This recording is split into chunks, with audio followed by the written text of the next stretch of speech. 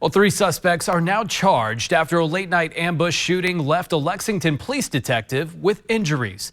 Police say 27-year-old DeQuise Sharp, 19-year-old Jatisse Parks, and 19-year-old Zalon Doolin were each charged with attempted murder of a police officer in connection to last night's shooting on Royal Avenue.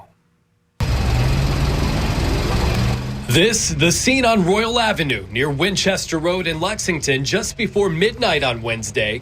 Moments after police say an unknown suspect fired shots at an unmarked police car, injuring a detective.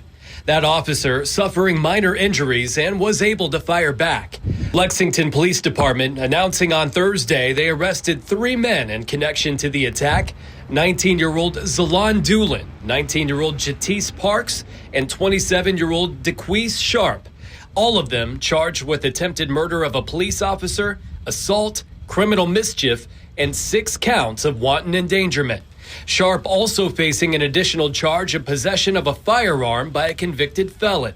Both Parks and Sharp were arrested last year stemming from a shooting incident that happened on July 4th on Stonehaven Drive in Lexington. The suspects also accused of firing shots into an occupied home on Royal Avenue with 6 people inside. I mean, it woke me from a dead sleep.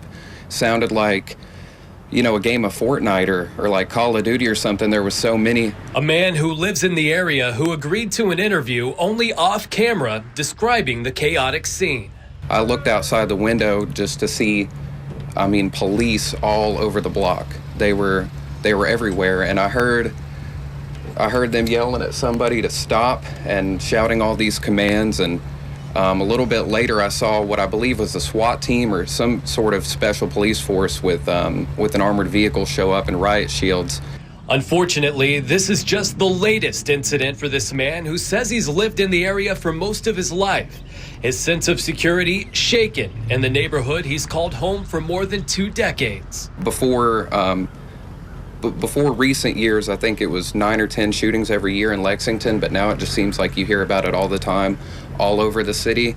And I see that reflected in this neighborhood too. It just seems like there's always some trouble going on around here. And it wasn't like that. It's sad to see the way it's ended up.